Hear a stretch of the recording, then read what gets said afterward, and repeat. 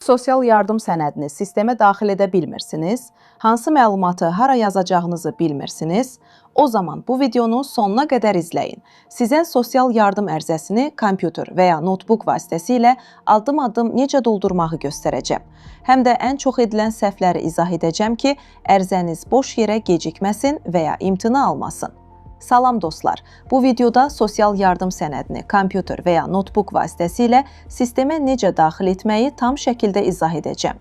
Əgər ilk dəfə müraciət edirsinizsə və ya hansısa mərhələdə çətinlik yaşayırsınızsa, narahat olmayın. Bütün prosesi ekranda addım-addım göstərəcəm. Başlamazdan əvvəl videonu bəyənməyi, kanala abunə olmağı və faydalı hesab edirsinizsə paylaşmağı unutmayın. Bu cür praktik təlimat videolarının hazırlanması kifayət qədər vaxt tələb edir və sizin dəstəyiniz yeni faydalı videoların hazırlanmasına motivasiya verir. İndi isə başlayaq. Əvvəlcə internet brauzerini açırıq və axtarış hissəsinə ünvanlı sosial yardımla bağlı müraciətin edilməsi yazırıq. Açılan nəticələrdən ünvanlı sosial yardımla bağlı müraciətin edilməsi xidmətini seçirik. Sonra qarşımıza çıxan səhifədə xidmət başqa səhifəyə yönləndiriləcək düyməsini sıxırıq. Yeni səhifə açıldıqdan sonra digər üsullar bölməsinə daxil oluruq. Burada sistem bizə müxtəlif giriş üsulları təqdim edir. Sima imza, asan imza, identifikasiya nömrəsi. Bu üsullardan hansına sahibsinizsə, onunla sistemə daxil ola bilərsiniz. Əsasən, sima imza ilə daxil olunur. Əgər sima imzanız yoxdursa, onu telefona pulsuz yükləyərək qeydiyyatdan keçə bilərsiniz. Bu videoda nümunə olaraq sol tərəfdən MyGov mobil tətbiqi ilə giriş edəcəyəm. Bunun üçün mobil telefonda MyGov tətbiqinə daxil olub, QR skan yazılan hissəyə toxunub, kompüterdəki QR kodu skan edirsiniz. Telefonda tətbiqdən icazə ver sözünə klik edirsiniz, daha sonra kompüterdə sima imza ilə davam et sözünə klik etməklə davam edirsiniz. Beləliklə, giriş təsdiq olunur. Bəzən girişdən sonra sizin bu səhifəyə baxmaq hüququnuz yoxdur mesajı görünə bilər. Narahat olmayın, bu normal haldır. Sadəcə əsas səhifəyə qayıt düyməsini seçin. Daha sonra açılan səhifədə sol tərəfdən sosial ödənişlərə müraciət bölməsinə daxil olun.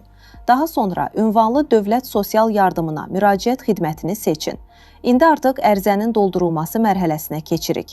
İlk olaraq notariusdan aldığınız sənədin üzərində yazılmış ərizə nömrəsinin seçilməsi xanasına daxil edin.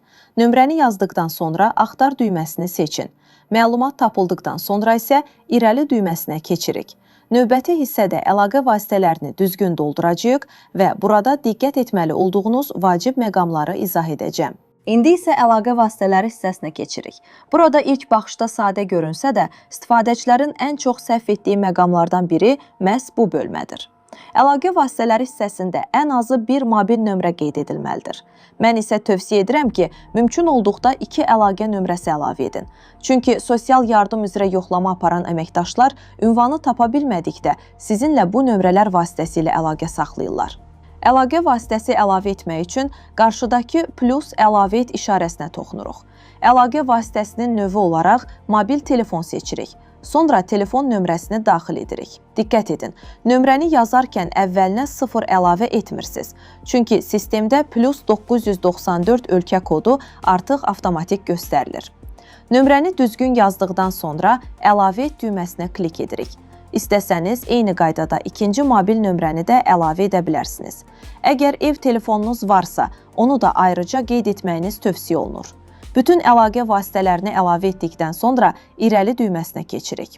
İndi isə yaşayış yeri ilə bağlı məlumatları dolduracaq. İlk olaraq yaşadığınız evin statusunu seçməlisiniz. Burada 3 seçim təqdim olunur. Kirayədə qalır, kirayə müqaviləsi əsasında, mülkiyyətindədir, şəxsi mülk. Başqasının evində ödəniş etmədən yaşayırsınız. Məsələn, atanızın evi. Bu hissəni mütləq düzgün seçin. Əgər kirayədə yaşadığınızı göstərirsinizsə, sonradan kirayə müqaviləsi sizdən tələb oluna bilər. Müqaviləniz yoxdursa, uyğun olmayan seçimi etməyin. Əgər ev sizə məxsusdursa, mülkiyyətindədir seçimini edin. Çıxarışınız varsa, reyestr nömrəsini də müvafiq xanaya daxil edin. Çıxarış yoxdursa, həmin hissəni boş saxlaya bilərsiniz. Sonra ev təsərrüfatının ünvanı bölməsinə keçirik. Burada yaşadığınız rayonu və ya şəhəri seçirsiniz. Daha sonra qəsəbə, kənd və ya yaşayış məntəqəsini qeyd edirsiniz. Sonda isə tam ünvanınızı yazırsınız. Məsələn, Bakı şəhəri, Xətai rayonu, filan küçə, filan bina, filan mənzil və ya rayon ərazisində yaşayırsınızsa, rayonun, kəndin və küçənin adını tam şəkildə qeyd edin. Bütün məlumatları yazdıqdan sonra yadda saxla düyməsinə klik edirik. Beləliklə, ünvan hissəsi tamamlanır. Növbəti mərhələdə isə kommunal məlumatların, abonent kodlarının və digər vacib bölmələrin necə doldurulduğunu göstərəcəyəm. İndi isə kommunal məlumatlar bölməsinə keçirik. Bu hissədə yaşadığınız ünvana aid kommunal abonent kodlarını sistemə daxil etməlisiniz. Bunun üçün ev təsərrüfatının yaşadığı evdə kommunal operator növləri bölməsindəki plus əlavə et işarəsinə klik edirik. İlk olaraq Azərişıq seçilir. Daha sonra kod növü olaraq abonent kodu seçilir və işıq abonent kodu müvafiq xanaya yazılır. Kod daxil edildikdən sonra əlavə et düyməsinə klik edirik. Eyni qayda ilə yenidən plus işarəsinə klik edərək Azəriqaz məlumatını əlavə edirik. Burada sistem sizə iki seçim təqdim edir. Abonent kodu və ya sayğac nömrəsi. Bu ikisini birlikdə yazmağa ehtiyac yoxdur. Hansını bilirsinizsə, yalnız onu daxil etməyiniz kifayətdir. Daha sonra eyni qaydada Azərsu məlumatlarını da əlavə edə bilərsiniz. Əgər kommunal ödənişlərinizi terminallar vasitəsilə edirsinizsə və abonent kodunu bilmirsinizsə, ödəniş qəbzinin üzərində həmin kodu görə bilərsiniz. Kommunal məlumatları tamamladıqdan sonra növbəti mərhələyə keçirik. Burada ailənin sahib olduğu təsərrüfat barədə məlumatlar daxil edilir. Əgər ailənizin inəyi, camışı, qoyunu, keçisi, toyuğu, ördəyi, qazı, arısı və ya digər kənd təsərrüfatı heyvanları varsa, bunlar mütləq sistemdə göstərilməlidir. Bunun üçün yenə plus düyməsinə klik edirsiniz. Sahib olduğunuz heyvanı siyahıdan seçirsiniz. Sonra sayını yazıb əlavə et düyməsini sıxırsınız. Diqqət edin, əgər bu məlumatları gizlətsəniz və sonradan yoxlama zamanı aşkar olunarsa, bu sosial yardımın rədd edilməsinə səbəb ola bilər. Ona görə də bütün məlumatları olduğu kimi qeyd etməyiniz vacibdir. İndi isə həyətyanı sahə barədə məlumatlara keçək. Bu hissə yalnız həyət evində yaşayanlara aiddir.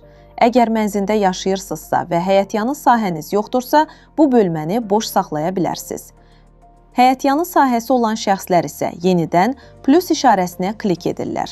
Burada rayon, kənd və ya qəsəbəni seçirlər. Daha sonra torpaq sahəsinin tam ünvanını yazırlar.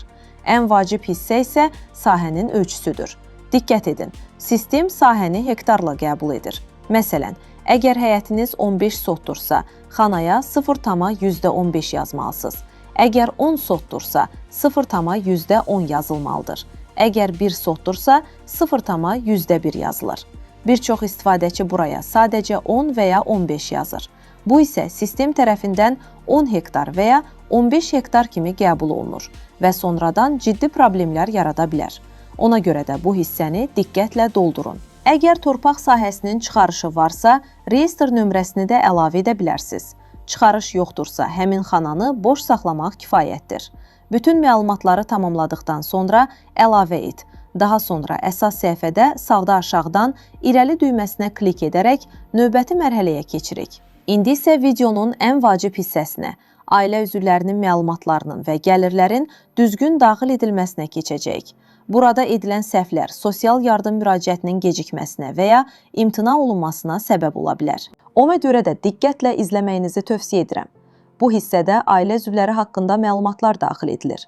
Sistemdə ailə üzvlərinin adlarının qarşısında aşağı ox işarəsi görünəcək. Hər bir ailə üzvünü ayrıca açaraq məlumatlarını yoxlamalı və tələb olunan hissələri doldurmalısınız. İlk diqqət edəcəyimiz məqam 8 yaşına dək uşağa qulluq edən şəxs bölməsidir. Əgər ailədə 8 yaşdan kiçik uşaq varsa və həmin uşağa ana və ya ata baxırsa, uşağa qulluq edən şəxsin qarşısındakı xanaya mütləq işarə qoyulmalıdır. Bəzi istifadəçilər bunu qeyd etmirlər və nəticədə sistem həmin şəxsi əmək qabiliyyətli, lakin işləməyən şəxs kimi qiymətləndirə bilir. Bu isə müraciətin imtina olunmasına səbəb ola bilər. İndi isə gəlirlər bölməsinə keçək. Əgər ailə üzvlərindən biri tələbədirsə və təqaüd alırsa, tələbə təqaüdü bölməsi seçilməli və son bir ildə alınmış ümumi məbləğ yazılmalıdır.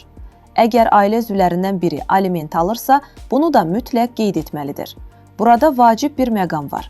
Aliment alan şəxslər əvvəlcə aidiyyəti qurumdan son 1 il ərzində alınmış aliment məbləği barədə arayış əldə etməlidirlər. Sistemə də məhz həmin arayışda göstərilən məbləğ yazılmalıdır. Əgər aliment almırsınızsa, bu hissəni boş saxlaya bilərsiniz. Növbəti bölmə qeyri-rəsmi gəlirlərdir. Burada yalnız sistemdə görünməyən gəlirlər qeyd olunur. Məsələn, kənd təsərrüfatından əldə olunan gəlirlər, əmlak satışından əldə olunan gəlirlər, xaricdən göndərilən pul vəsaitləri. Rəsmi əmək müqaviləsi ilə işləyən şəxslər isə maaşlarını burada yazmamalıdırlar. Çünki həmin məlumatlar artıq dövlət sistemində mövcuddur və avtomatik olaraq görünür. Yəni, əmək müqaviləsi ilə işləyirsinizsə, maaşınızı bu bölməyə əlavə etməyə ehtiyac yoxdur.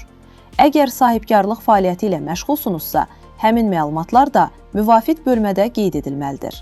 Bütün ailə üzvlərinin məlumatlarını eyni qaydada yoxlayıb tamamladıqdan sonra irəli düyməsinə klik edirik.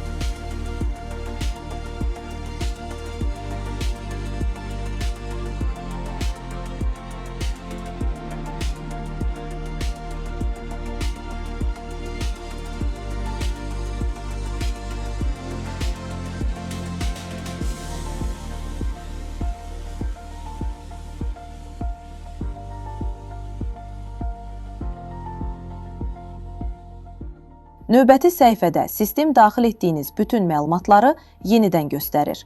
Bu mərhələdə tələsməyin. Ünvanı, telefon nömrələrini, kommunal abonent kodlarını və digər məlumatları bir daha diqqətlə yoxlayın. Əgər hər şey düzgündürsə, artıq müraciəti qeydiyyata almaq mərhələsinə keçə bilərsiniz. Amma dayanmayın. Bir çox istifadəçi elə bilir ki, bu mərhələdə proses bitir. Halbuki ən vacib addımlardan biri hələ qarşıdadır. Ərizəni sistemə düzgün göndərmək. İndi isə son və ən vacib mərhələyə keçirik. Bir çox istifadəçi bütün məlumatları doldurduqdan sonra elə bilir ki, müraciət artıq tamamlanıb. Əslində isə bu mərhələdə edilən kiçik bir səhv səbəbindən ərizə ümumiyyətlə sistemə göndərilmir. Ona görə bu hissəni diqqətlə izləyin.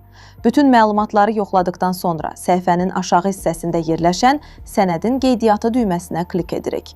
Sistem ərizənizi qeydiyyata alacaq və ekranda ərizəniz qeydiyyata alınmışdır mesajı görünəcək. Amma diqqət edin, bu hələ ərizənin göndərildiyi anlamına gəlmir. Bir çox istifadəçi məhz burada videonu bağlayır və sonra düşünür ki, müraciəti niyə görünmür? İndi etməli olduğunuz son addım var. Ekranda görünən aşağı ox işarəsinə klik edin. Açılan pəncərədə göndər düyməsini seçin. Daha sonra yenidən göndər düyməsinə klik edərək əməliyyatı təsdiqləyin. Bir neçə saniyə sonra ekranda əməliyyat müvəffəqiyyətlə icra olundu mesajı görünəcək.